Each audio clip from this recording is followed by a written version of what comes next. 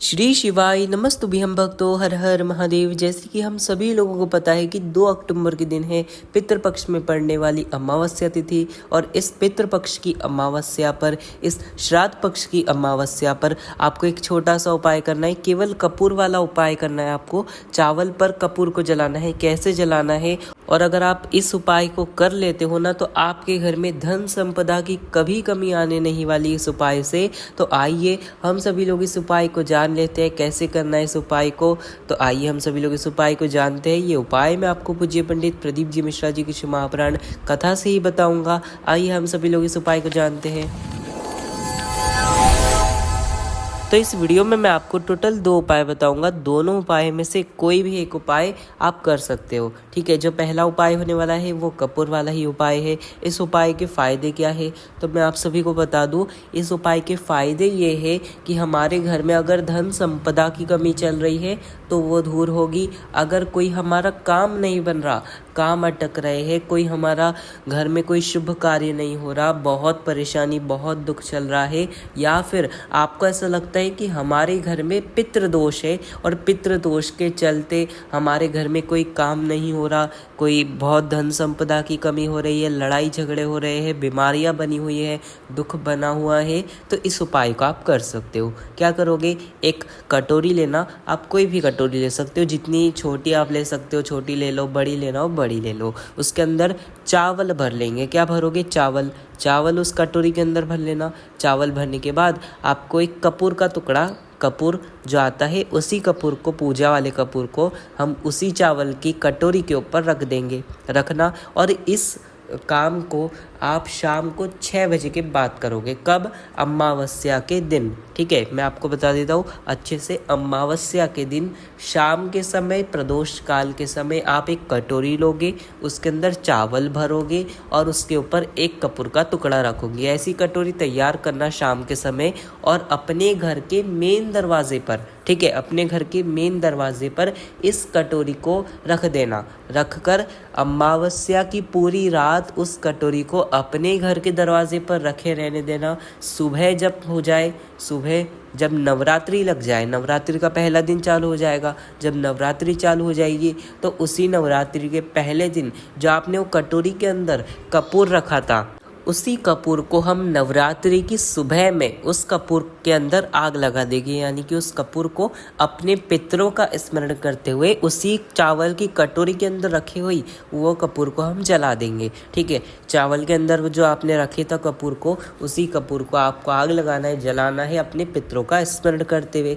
उस कपूर को जला दीजिए। बस जलाने के बाद जब वो कपूर ठंडा हो जाए, यानी कि बुझ जाए, तो उस कटोरी के चावल को किसी भी बेल वृक्ष के नीचे या कोई भी पेड़ के नीचे उस चावल को चिड़ियाओं के लिए डाल देना है, अपने पितरों का स्मरण कर कर। बस आपको इतना छोटा सा कार्य करना है, इतना छोटा सा उपाय करना है। अगर आपके घर में बहुत धन संपदा की कमी चल रही है, व्यापार नहीं चल रहा, दुख तकलीफ घर में आ ही रही है, या फिर आपके कोई काम नहीं बढ़ रहे, काम अटक रहे हैं, बीमारियां बढ़ी हुई है, तो आप इस उपाय को करना। जो भी है आपके घर में धन संपदा की कमी या जो भी कोई ऐसी दिक्कत चल रही होगी तो वो सब समाप्त होगी और महादेव जी आपकी सारी इच्छाओं को पूर्ण करेंगे।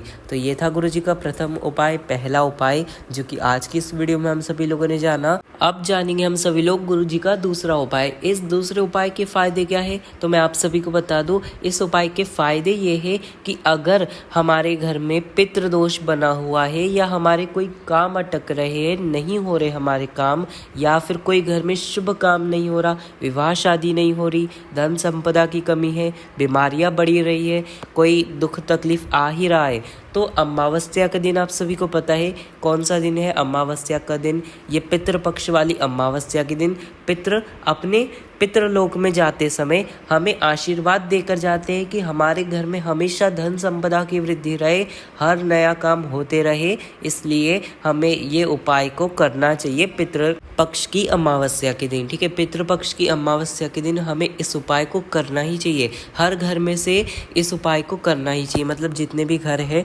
सारे घरों में ये उपाय होना ही चाहिए। अपने पितृ जब अपने पितृलोक में जाते हैं तो जाते समय हमारे घर में हमेशा सुख समृद्धि बनी रहे, उसके लिए पितरों से हमें आशीर्वाद लेना है। इसलिए हर घर में से हर व्यक्ति को इस उपाय को करना चाहिए।